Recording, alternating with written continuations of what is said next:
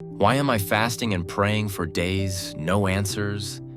My situations, my pains are still here. Does God have favorites? Or have He stopped answering prayers? I have answers to your questions. If fasting automatically produced answers, everyone who skipped meals would hear God. But that's not how it works. You are not ignored. You are not forgotten. And you are not praying into the void. But there are hidden principles that determine whether your fasting produces early answers or prolonged silence. And this truth is both shocking and liberating, because fasting is not about starving your body to force God's hand, but about aligning your spirit so heaven can respond without resistance. When you fast wrongly, you weaken yourself while strengthening distractions. But when you fast properly, you silence the noise that blocks divine communication, because God is not moved by hunger, He is moved by humility.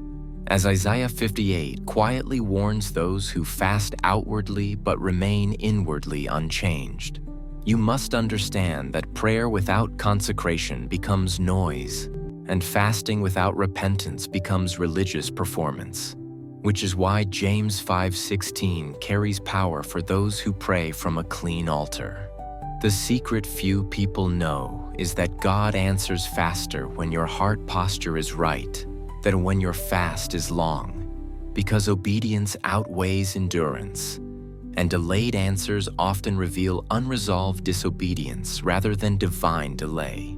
When you enter a fast, you are stepping into spiritual negotiation. And Amos 3:3 still stands. Agreement precedes movement, so you cannot expect answers while holding bitterness, pride, or secret compromise. Proper fasting begins before food leaves your plate. It begins when distractions leave your life, when entertainment loses its grip, when your tongue is disciplined, and when your thoughts are brought into captivity. Because Matthew 6:16 is a warning that fasting done for appearance invites silence instead of reward. You receive early answers when your prayer is specific, your fasting is intentional, and your faith is active, because vague prayers produce vague results, but bold prayers backed by surrender move heaven suddenly, as Elijah discovered in 1 Kings 18. There is power when you fast with expectation rather than desperation, because desperation begs while expectation agrees with Romans 8:28, even before the outcome manifests. Another hidden truth is that fasting sharpens discernment, not control. So if your prayer goal is manipulation of God, of people, or of outcomes, you may hear nothing. But when your goal is standing, silence often lifts when you combine fasting with generosity, forgiveness, and thanksgiving, because heaven responds to hearts that resemble Christ more than lips that repeat scriptures.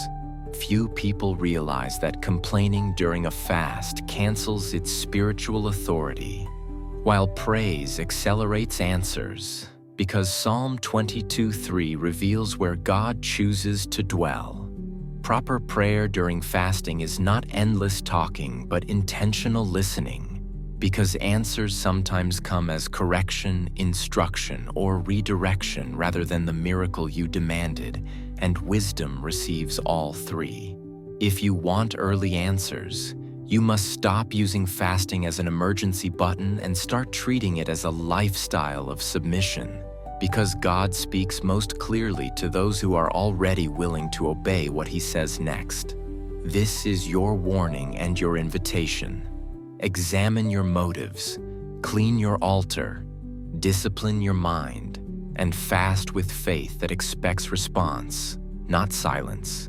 Because when you seek Him with your whole heart, Jeremiah 29:13 still works without exception. Let this message challenge you to change how you fast, how you pray, and how you listen. And if this stirred something in you, don't keep it to yourself. Subscribe for more deep, faith-sharpening teachings. Like this video to support the message, Share it with someone who needs clarity instead of confusion, and comment with what stood out to you or what you're trusting God for, because your next fast can be the one that finally breaks the silence.